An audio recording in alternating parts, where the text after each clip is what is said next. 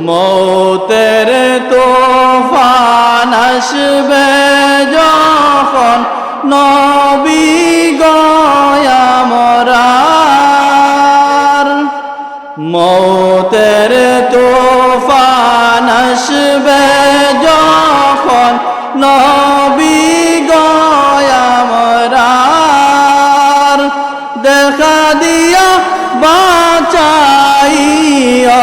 দেখা দিয়া বাঁচাইয়া ঈমান আমরার নবীজি আল্লাহ আল্লাহ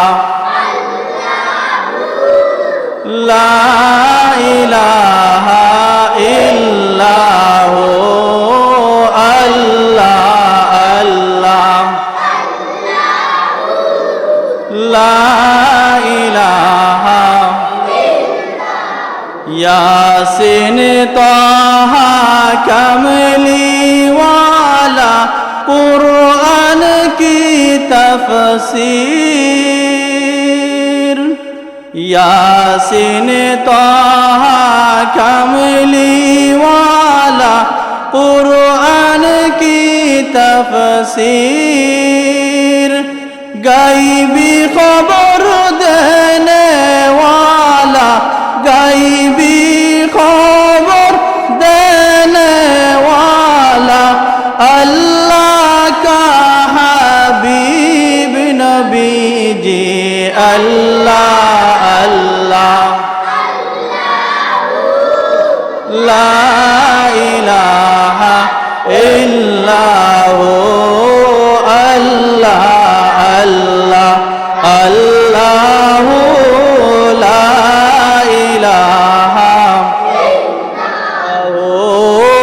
अल्लाह अल्लाह अल्लाहु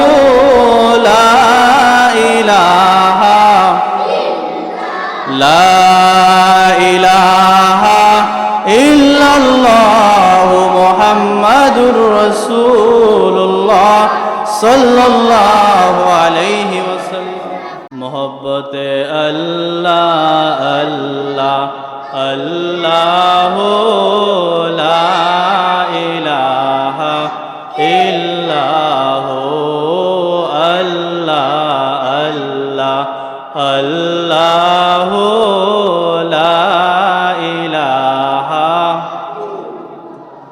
मेशक हইতে গ্রাণ ছিল পসিনায় আপনার মেশক হইতে গ্রাণ ছিল পসিনায় আপনার খোদার পরে উচ্চ মাকাম খোদার পরে উচ্চ মাকাম সঈদুল বাশার নবীজি আল্লাহ আল্লাহ লা ইলাহা ইল্লাহু আল্লাহ আল্লাহ আল্লাহু লা ইলাহা মায়া মেনা স্বপ্নে দেখেন গর্বে তাহার নূর মায়া মেনা স্বপ্নে দেখেন গর্বে তাহার নূর সেই নূরেরই নাম রাখিলেন সেই নূরেরই নাম রাখিলেন মোহাম্মদ রাসূল নবীজি আল্লাহ আল্লাহ লা ইলাহা ইল্লাহু আল্লাহ আল্লাহ লা ইলাহা মক্কা ছেড়ে দয়াল নবীজি মদিনা যান মক্কা ছেড়ে দয়াল নবীজি মদিনাতে যান জন্মভূমির মায়ায় নবী জন্মভূমির মায়ায় নবী ফিরে ফিরে চান নবীজি আল্লাহ আল্লাহ লা ইলাহা ইল্লাহু আল্লাহ আল্লাহ আল্লাহু লা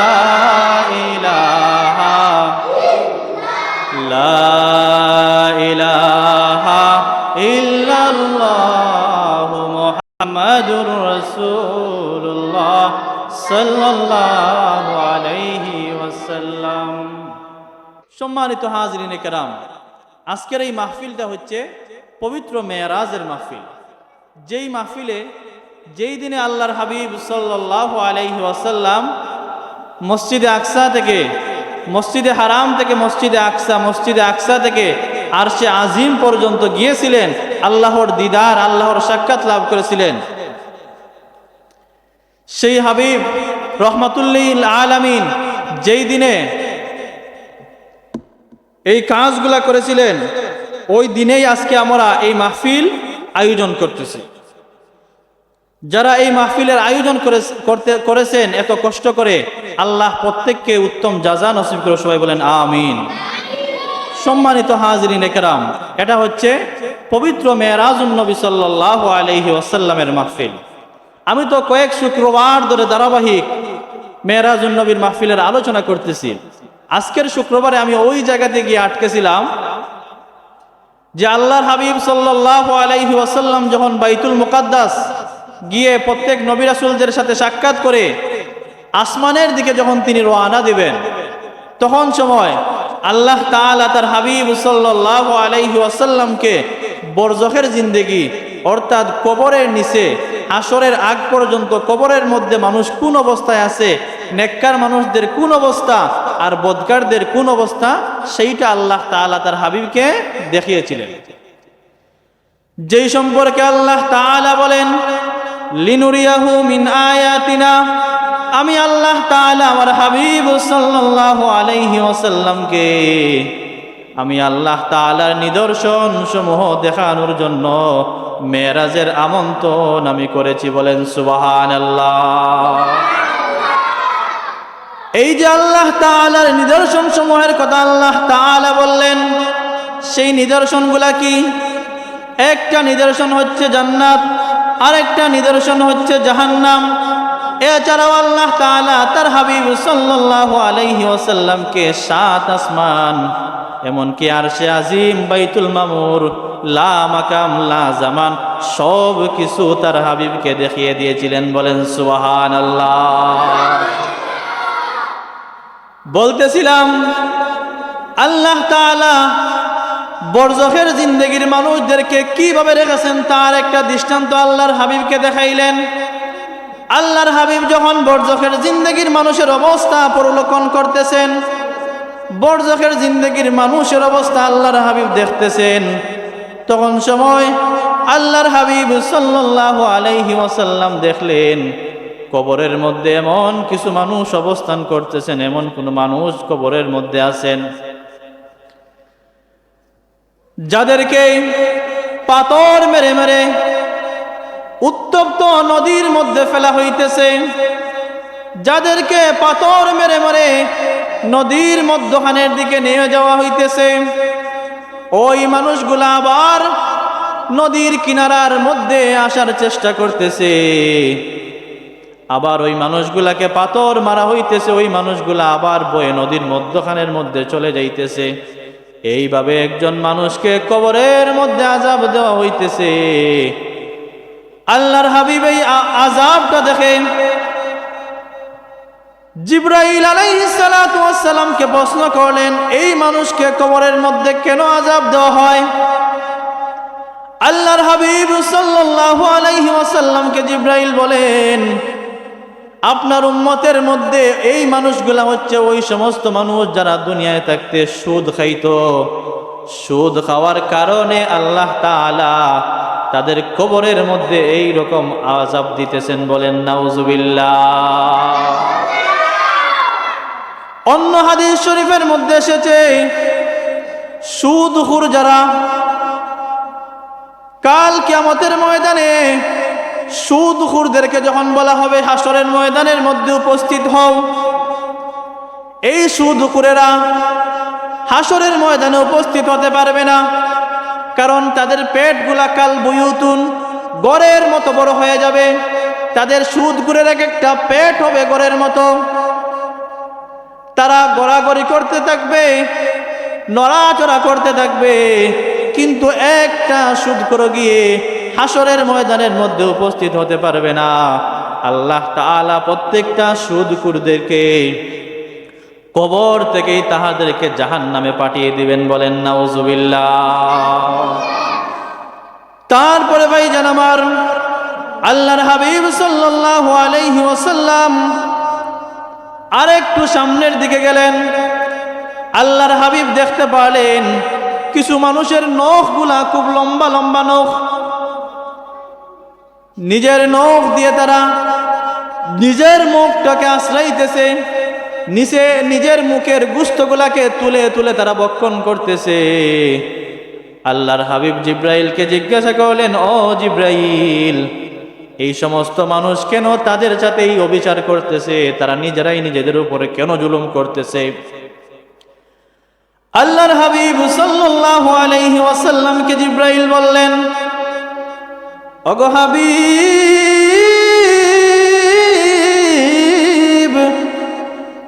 এই সমস্ত মানুষেরা হচ্ছে তোমার উম্মতের মধ্যে ওই সমস্ত উম্মত যারা দুনিয়ায় থাকতে কোনোদিন মানুষের প্রশংসা করত না, বরং প্রতিনিয়ত মানুষের গীবত আর সমালোচনা করত, বলেন নাউজুবিল্লাহ। তারা দুনিয়ায় থাকতে গীবত আর সমালোচনার কারণে নিজেরাই নিজেদের উপরে জুলুম করেছে। এই জন্য আমার আল্লাহ তাআলা আজকে তাদের কবরের মধ্যে এমন ভাবে তাদেরকে শাস্তি দিতেছেন, নিজের নখ দিয়ে নিজের মুখের চামড়া তারা তুলে ফেলতেছে, বলেন নাউজুবিল্লাহ। তারপরে ভাইজান আমার, আল্লাহর হাবিব আর একটু সামনের দিকে গেলেন। আল্লাহর হাবিব সাল্লাল্লাহু আলাইহি ওয়াসাল্লাম দেখতে পেলেন কিছু মানুষের সামনে কাঁচা এবং পাকা গোশত রাখা হচ্ছে।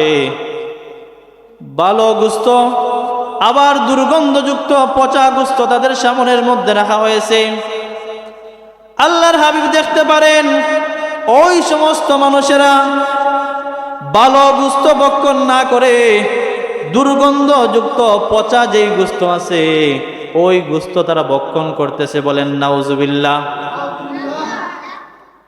আল্লাহর হাবিব জিব্রাইলকে জিজ্ঞাসা করলেন, ও জিব্রাইল, এই সমস্ত মানুষেরা বোকা নাকি? তাদের সামনে ভালো গোশত রাখার পরেও তারা কেন পচা দুর্গন্ধযুক্ত গোশত ভক্ষণ করতেছে? জিব্রাইল বলবেন, ইয়া রাসূলুল্লাহ, ইয়া হাবিবাল্লাহ, ওরা তো দুনিয়ায় থাকতে ভালো খেয়ে তাদের অভ্যাস নাই, এই জন্য আজকে তাদের সামনে ভালো খাবার থাকার পরেও তারা পচা দুর্গন্ধযুক্ত খাবারই তারা খাইতেছে, বলেন নাউজুবিল্লাহ। আল্লাহর হাবিব জিজ্ঞাসা করলেন, কেন তারা দুনিয়ায় থাকতে হালাল জিনিস খায় নাই? কেন তারা ভালো জিনিস ভক্ষণ না করে পচা জিনিস ভক্ষণ করেছে? জিব্রাইল বললেন, তাদের সামনে দুইটা পথ ছিল দুনিয়ায় থাকতে, একটা ছিল হালাল পথ আর একটা ছিল হারাম পথ। হালাল পথ আল্লাহ তাআলা তাদেরকে দেখিয়েছেন, আবার হারাম পথ আল্লাহ তাআলা তাদেরকে দেখিয়েছেন। তারা হালাল পথে ভক্ষণ না করে তারা হারামভাবে উপার্জন করে তারা দুনিয়ায় ভক্ষণ করেছে। এই জন্য তাহারা আজকে হালাল জিনিস ভালো জিনিস সামনে থাকার পরেও ভালো জিনিসটা তাদের নসিব হইতেছে না, খাইতে পারতেছে না, দুর্গন্ধ পচা জিনিসটাই তারা ভক্ষণ করতেছে, বলেন নাউজুবিল্লাহ। তারপরে ভাইজান আমার, আল্লাহর হাবিব সাল্লাল্লাহু আলাইহি ওয়াসাল্লাম আরেকটু সামনের দিকে গেলেন। আল্লাহর হাবিব সাল্লাল্লাহু আলাইহি ওয়াসাল্লাম দেখতে পেলেন কিছু মানুষেরা আগুন বক্ষণ করতেছে, নিজেরা আগুন খাইতেছে। আল্লাহর হাবিব অবাক হয়ে গেলেন, জীবনে তো এমন কোনো বোকা মানুষ দেখি নাই যে নিজে আগুন বক্ষণ করতে, আগুন পান করতে। আল্লাহর হাবিব জিব্রাইলকে জিজ্ঞাসা করলেন, এই সমস্ত মানুষেরা কেন আগুন বক্ষণ করতেছে, তার কারণটা কি? আল্লাহর হাবিব সাল্লাল্লাহু আলাইহি ওয়াসাল্লামকে জিব্রাইল বললেন, ওগো পানের রাসূল, এই সমস্ত মানুষ হচ্ছে আপনার উম্মতের মধ্যে ওই সকল মানুষ যারা এতিমদের সম্পদ অন্যায়ভাবে ভক্ষণ করেছে, এই জন্য তারা নিজেরাই আজকে কবরের মধ্যে আগুন খাইতেছে। বলেন নাউজুবিল্লাহ। যেই কথা আমার আল্লাহ তাআলা সূরা আন-নিসার 10 নম্বর আয়াতের মধ্যে আল্লাহ জানিয়ে দিয়েছেন যে যারা এতিমদের সম্পদ অন্যায়ভাবে ভক্ষণ করলো, তারা তো এতিমের সম্পদ ভক্ষণ করে নাই, বরং তারা নিজেদের পেটের মধ্যে আগুন ভক্ষণ করেছে। বলেন ঠিক কি না? এই জন্য যারা এতিমের সম্পদ অন্যায়ভাবে ভক্ষণ করে, যারা কবরের মধ্যে যাইবে, আল্লাহর হাবিব সাল্লাল্লাহু আলাইহি ওয়াসাল্লাম বলতেছেন, আমি নিজ চোখে দেখেছি ইয়াতিমের সম্পদ আত্মসাৎকারী মানুষরা অন্যায়ভাবে এতিমের সম্পদ ভক্ষণ করার কারণে কবরের মধ্যে তারা আগুন খাইতেছে। বলেন নাউজুবিল্লাহ। তাহলে এতিমের সম্পদ যারা ভক্ষণ করে, আল্লাহ তাআলা কবরের মধ্যে তাদেরকে আগুন খাওয়াইবেন, তাদের পেটের মধ্যে আগুন যাবে। হাসরের ময়দানেও আল্লাহ তাদেরকে জাহান্নামী বলে স্বীকৃতি দিবেন এবং আগুনের জাহান্নামের মধ্যেই তাদেরকে নিক্ষিপ্ত করবেন। বলেন নাউজুবিল্লাহ। ভাইজান আমার, শুধু যে আল্লাহ তাআলা মানুষদেরকে কবরের মধ্যে শাস্তি দিবেন তা না, আল্লাহ তাআলা নেককারদের জন্য পুরস্কার রেখেছেন, নেককারদের জন্য শান্তির জায়গাও আল্লাহ তাআলা রেখে দিয়েছেন। আমার হাবিব সাল্লাল্লাহু আলাইহি ওয়াসাল্লাম বলেন, যখন একজন নেককার ব্যক্তি ইন্তেকাল করে, ওই নেককার ব্যক্তিকে যখন কবরের মধ্যে সমাহিত করা হয়, ফেরেশতারা সাথে সাথে ওই নেককার ব্যক্তির মাটির বিছানাটাকে পরিবর্তন করে জান্নাতের গালিচার ব্যবস্থা তারা করে দেয়। বলেন সুবহানাল্লাহ। শুধু তাই না, শুধু তাই না, আল্লাহর হাবিব আরো বলেন, নেককার বান্দাদের কবর কোনোদিন অন্ধকার হবে না। যারা দুনিয়ায় থাকতে নামাজ আদায় করেছে, নেক কাজ করেছে, কোনোদিন সুদের কাছে যায় নাই, ঘুষের কাছে যায় নাই, জিনার কাছে যায় নাই, ব্যভিচারের কাছে যায় নাই, অন্যায়ভাবে মানুষের সম্পদ ভক্ষণ করে নাই, ওই সমস্ত মানুষের কবর কোনোদিন অন্ধকার হবে না। আল্লাহ তাআলা তার নূরের জ্যোতি দিয়ে ওই সমস্ত মানুষের কবরগুলাকে জান্নাতের বাগান করে আলোকিত করে দেবেন। বলেন সুবহানাল্লাহ। শুধু তাই না, শুধু তাই না, আমার হাবিব সাল্লাল্লাহু আলাইহি ওয়াসাল্লাম হাদিস শরীফের মধ্যে বলেন, দুনিয়ায় আপনি আর কিসের অট্টালিকার মধ্যে বসবাস করেছেন, আপনি কত আর বিলাসী ঘরের মধ্যে আপনি থেকেছেন, আমার আল্লাহ তাআলা ওই ব্যক্তিকে কবরের মধ্যে এত সুন্দর নেয়ামত দিবেন, এত নেয়ামত রাজি দিয়ে আল্লাহ তাআলা ভরপুর করে দিবেন। এই যে দুনিয়ার এসি কি আর গরম কি, আল্লাহ তাআলার হাবিব বলেন, নাতি সুতৃষ্ণ যেইটা, গরমও লাগবে না, ঠান্ডাও লাগবে না, এমন অবস্থায় আল্লাহ তাআলা নেককার বান্দারের কবরটাকে বানিয়ে দেবেন। অর্থাৎ জান্নাতের সুশীতল হাওয়া আল্লাহ তাআলা নেককার বান্দার জন্য তার কবরের মধ্যে জারি করে দেবেন। সুবহানাল্লাহ।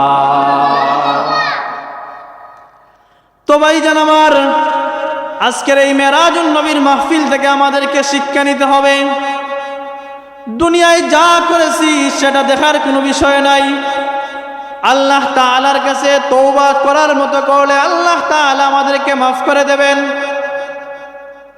কিন্তু আগামী জিন্দেগি আল্লাহ তাআলা যতদিন আমাদেরকে বাঁচিয়ে রাখবেন আমরা আর গুনার কাজ করব না, এই রকম প্রতিজ্ঞাবদ্ধ আমাদেরকে হতে হবে। বলেন ঠিক কিনা? এখন আজকে মেরাজুন নবীর মাহফিল, রজব মাসের 27 তারিখ চলে এসেছে, আর 3 দিন পরেই শাবান মাস চলে আসবে। আল্লাহর হাবিব সাল্লাল্লাহু আলাইহি ওয়াসাল্লাম হাদিস শরীফের মধ্যে বলেন, আর রজবু শাহরুল্লাহ শাবানু শাহরি ওয়া রমাদানু শাহরি উম্মতি। রজব মাস হচ্ছে আমি আল্লাহর মাস, শাবান মাস হচ্ছে নবী রাহমাতাল লিল আলামিনের মাস, আর রমজান মাস হচ্ছে উম্মতের জন্য সওয়াবের মাস। বলেন সুবহানাল্লাহ। আপনি আমি বিগত দিনগুলোতে কি করেছি না করেছি তা দেখার বিষয় নয়। আপনার আমার জন্য বর্তমানে সুবর্ণ সুযোগ, মেরাজ মাস চলে যাইতেছে। আজকের এই মেরাজুন নবী মাহফিল থেকে আমরা প্রতিজ্ঞাবদ্ধ হব, এই মেরাজুন নবীর মাহফিল থেকে আমরা তওবা করে বাড়িতে বিদায় নেব।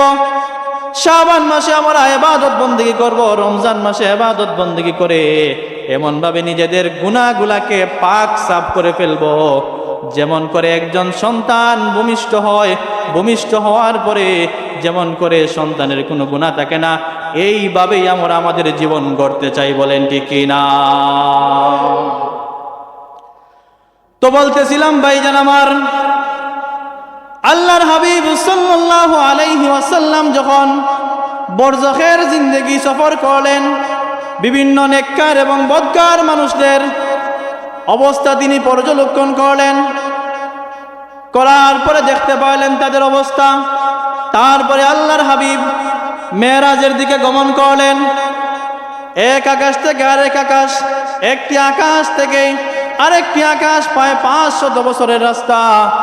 আল্লাহর হাবিব সাল্লাল্লাহু আলাইহি ওয়াসাল্লাম এইভাবে এক এক করে 5টা আসমান পাড়ি দিয়ে বাইতুল মামুরের মধ্যে গিয়ে আল্লাহর হাবিব সাল্লাল্লাহু আলাইহি ওয়াসাল্লাম অবস্থান করলেন।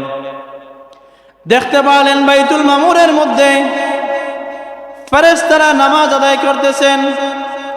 দুনিয়ার মধ্যে যেমন মসজিদ আছে দুনিয়ার মানুষের জন্য, আকাশের মধ্যে ফেরেশতাদের জন্য মসজিদ আছে, যেই মসজিদের নাম হচ্ছে বাইতুল মামুর। বলেন সুবহানাল্লাহ।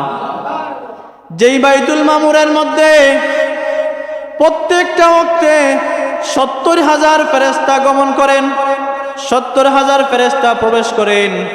যেই ফেরেশতা একবার বাইতুল মামুরে নামাজ আদায় করার সুযোগ পান, কিয়ামতের আগে কোনো দিন আর ওই ফেরেশতা নামাজ পড়ার সুযোগ পান না। বলেন সুবহানাল্লাহ। এখন আপনি চিন্তা করে দেখেন, একজন আল্লাহ রব্বুল আলামিন কত কোটি কোটি ফেরেশতা তৈরি করেছেন, যেই ফেরেশতা একবার বাইতুল মামুরে প্রবেশ করার সুযোগ পান আর কিয়ামতের আগে কোনোদিন সুযোগ পাবেন না। এবং প্রতি ওয়াক্তে 70,000 করে ফেরেশতারা বাইতুল মামুরে নামাজ আদায় করেন। সুবহানাল্লাহ। তারপরে ভাইজান আমার, আল্লাহর হাবিব সিদরাতুল মুনতাহায় গিয়ে পৌঁছাইলেন। সিদরাতুল মুনতাহা হচ্ছে এমন একটা জায়গা, যেই জায়গার মধ্যে একটা গাছ আছে, যেই গাছের মধ্যে এই যে দুনিয়ার শুরু থেকে শেষ পর্যন্ত আল্লাহ তাআলা যত মানুষকে সৃষ্টি করেছেন প্রত্যেক মানুষের নাম ওই জায়গার মধ্যে লেখা আছে। বলেন সুবহানাল্লাহ। যেই দিন ওই গাছের পাতাটা ঝরে, যেই ব্যক্তির নামের পাতাটা ঝরে যাবে, সাথে সাথে ওই বান্দার হায়াতটা শেষ হয়ে যায়। আজরাইল ওই বান্দার রূহটাকে সাথে সাথেই কবজ করে নেন। বলেন সুবহানাল্লাহ।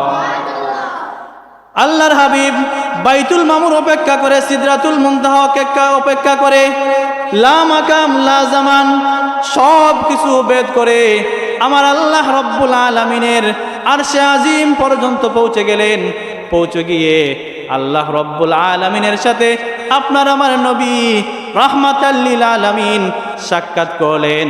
সাক্ষাৎটাকে হাদিস শরীফের মধ্যে এইভাবে বলা হয়েছে, আত্তাহিয়াতু লিল্লাহি ওয়াস সালাওয়াতু ওয়াত তাইয়িবাত আসসালামু আলাইকা আইয়ুহান নাবিয়্যু ওয়া রাহমাতুল্লাহি ওয়া বারাকাতুহু আসসালামু আলাইনা ওয়া আলা ইবাদিল্লাহিস সালিহিন। সুবহানাল্লাহ।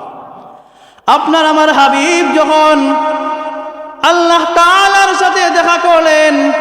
তখন তিনি বললেন, আত্তাহিয়াতু লিল্লাহি ওয়াস সালাওয়াতু ওয়াত তাইয়্যিবাত, সমস্ত প্রশংসা আল্লাহ রব্বুল আলামিনের জন্য।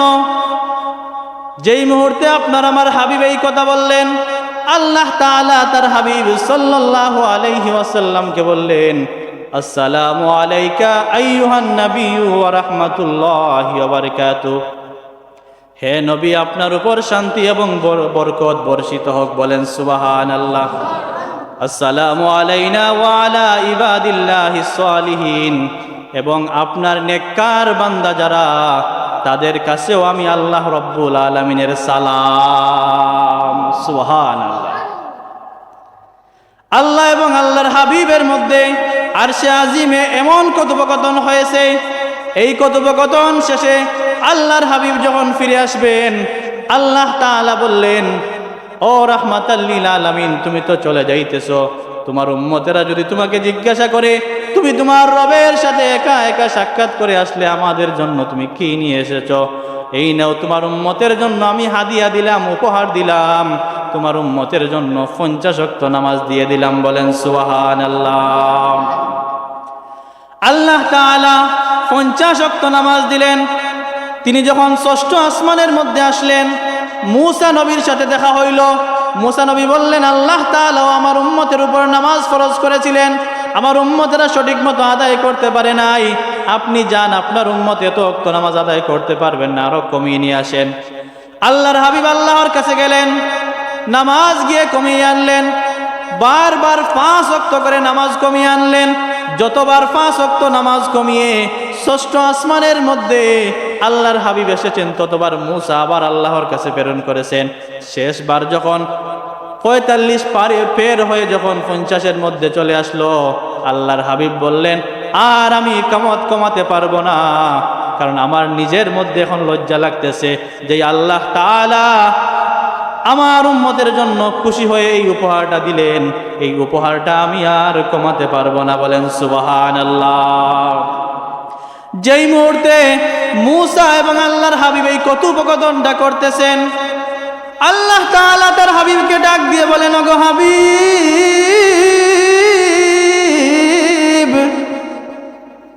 আপনি জেনে রাখুন, আপনি জেনে রাখুন, আপনি এটা মনে করবেন না যে আমি 45 ওয়াক্ত নামাজ আপনার উম্মতের জন্য কমিয়ে দিয়েছি, এর মানে সওয়াব কমিয়ে দিয়েছি। না না, আপনার কোন উম্মত যদি দৈনন্দিন 5 ওয়াক্ত নামাজ সঠিক মতো আদায় করে, আমি আল্লাহ তাআলা তাদের আমলনামার মধ্যে 50 ওয়াক্ত নামাজের সওয়াব দান করব। বলেন সুবহানাল্লাহ। সম্মানিত হাজরিনে কেরাম, আমাদের সময় শেষ হয়ে গেছে, আজান হয়ে যাবে। আজানের পরেই আমাদের প্রধান অতিথি সুদূর চট্টগ্রাম থেকে আগত হযরত মাওলানা মুফতি নেসার উদ্দিন সাহেব আলোচনা করবেন। তাই এলাকার সবাইকে অনুরোধ করে বলবো, আপনারা সবাই এশার নামাজে শরীক হন। এশার নামাজের পরপরই উনি তাশরিফ আনবেন, আলোচনা করবেন আপনাদের সামনে। এশার আজানের সময় হয়ে গেছে, তাই আমি আমার আলোচনা এখানেই শেষ করতেছি। যতটুকু আলোচনা করলাম, আল্লাহ তাবারাকা ওয়া তাআলা সেই আমলের উপর আপনার আমার সবাইকে আলোচনার উপর আমল করার তৌফিক ভিক্ষা দান করে। সবাই বলেন আমিন। ওয়া আখির দাওয়ানা আনিল হামদুলিল্লাহি রাব্বিল আলামিন। ওয়াসসালামু আলাইকুম ওয়া রাহমাতুল্লাহি ওয়া বারাকাতুহু।